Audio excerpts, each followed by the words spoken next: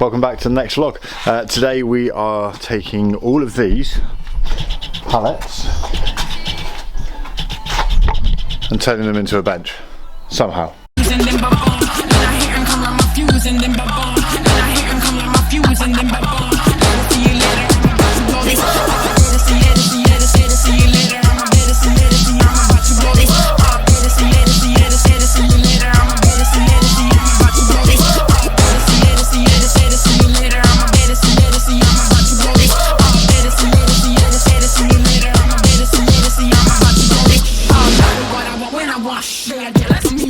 You alright? Do you love being on camera? Oh, I love it. I'm so photogenic. Look at my will. I've been doing stuff. I'm learning. Yes. I know all about the romantics, you see. Shelley and Byron and Keats. Really? Yeah. In a way, you're a bit like Frankenstein's monster, aren't you? Swished face. No. No. Grey beard. No. No. Gunky eyes. No. Masticator. Maybe. Okay, hello and welcome back to another vlog. If you're just tuning in, then welcome to my channel. My name's Sam. I create content about CrossFit, about my life, kind of a bit vloggy, showing you what I'm up to, a lot of pets involved. And yeah, this channel's really about kind of keeping myself accountable, also to document my journey through CrossFit. Hit the subscribe down below. The subscribe makes a massive difference. That'd be really handy. So I've been making a pallet sofa for the last few days. My brother owns a company that sells sweets online, Sugar Rush Confectionery, and he gets a pallet of sweets a day and ends up with these pallets that he can't do anything with. So he relies on the good people of Exeter to take them away for him.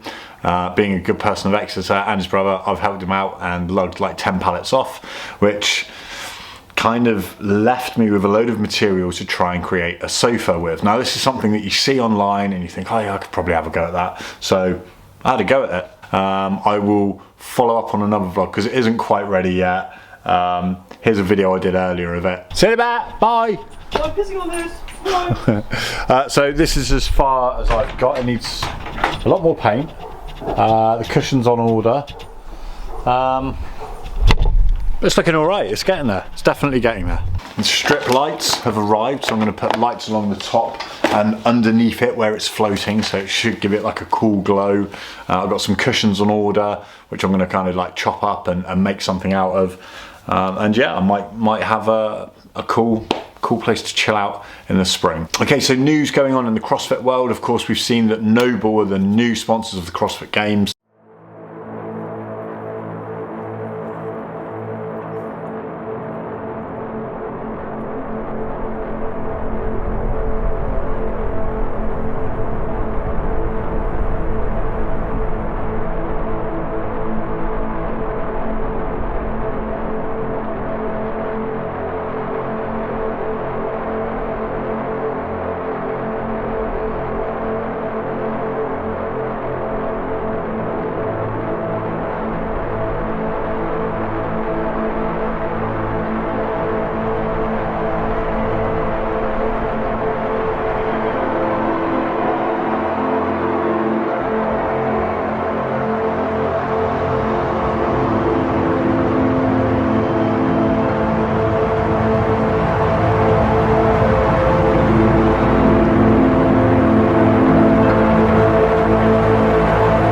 One of the things people seem to be most happy about is there is going to be an increase in the purse for athletes competing at the games, which is it's pretty weird, isn't it, that footballers get paid like millions and millions and then CrossFitters are kind of having to create their own social media channels, train, source out sponsorship, you know, and doing it on probably very little compared to other sports like the NFL or football over here or whatever.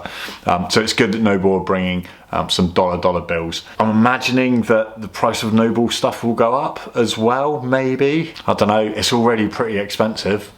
Make Wads Great Again does not like NoBull.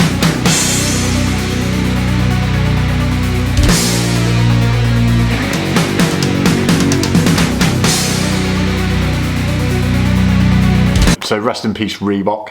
That's the UFC has done with them, and now CrossFit. Reebok might be like one of those things from the past. Remember British Knights? I had a pair of British Knights when I lived in London when I was a kid, and I was buzzing off them. I loved those trainers, I really did. On Netflix this week, watched Biggie. I got a story to tell. I was a little bit disappointed in it. I was really looking forward to it, and didn't tell me anything I didn't already know. A lot of the footage I'd already seen. Nick Hill got me into Biggie. He gave me Biggie on a tape.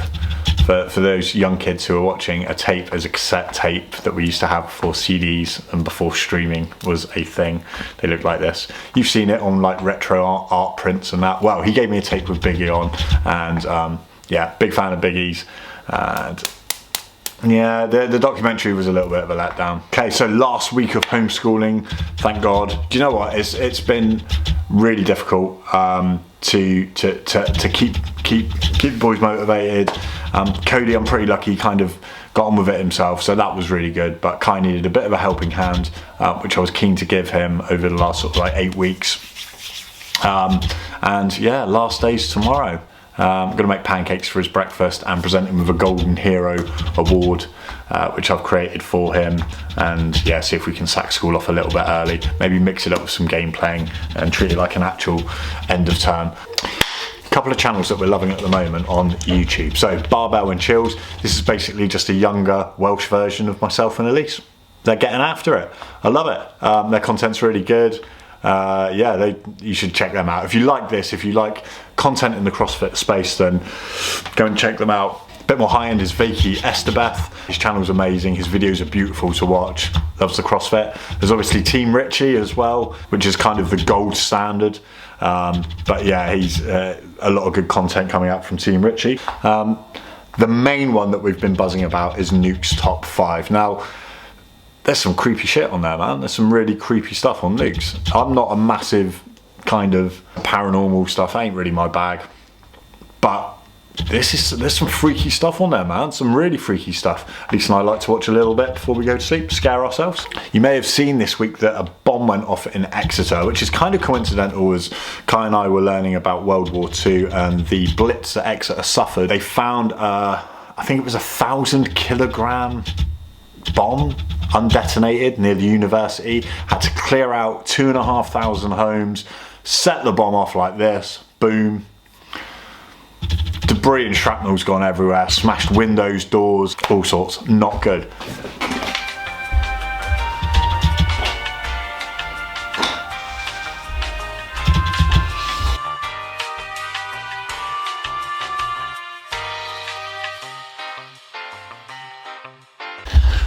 Okay, I've got a secret. So apparently when you're, as you get older, as a man, your testosterone drops off, right? Apparently you're at your peak in sort of like late 20s, and you hit 30, your testosterone starts going, which means less energy, less muscle building capabilities, less libido and interest and all that. Testosterone makes up a lot. It starts dwindling through your 30s. Once you've hit your 40s, you're on the slippery slope. Being in my 40s, I did not want this slippery slope, and I've really struggled with kind of energy of late. I mean, the last time I properly trained was the High Rocks fitness competition, and that was almost 2 weeks ago. It's pretty bad. So I bought some of these. They're not steroids, they're just testosterone boosters. I think it's okay. It says it should make a difference in the gym and the bedroom. I'm good with that. But yeah, test tablets. I will be keeping you informed on how I got on with those. I'm really missing the gym. I'm finding that my motivation in this lockdown again has started to slip. Now I've done the garage up, I've made it as nice a place as possible in there for Elise and I, and oh man, I just haven't got it in me. I don't know what's going on with me. It's a really powerful, the mind's a really powerful thing, because when I'm on it, then I can train 2 or 3 times a day.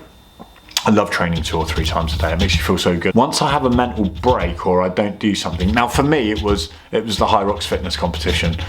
I thought I was going to place really well on there, and I ended up with like 162nd joint.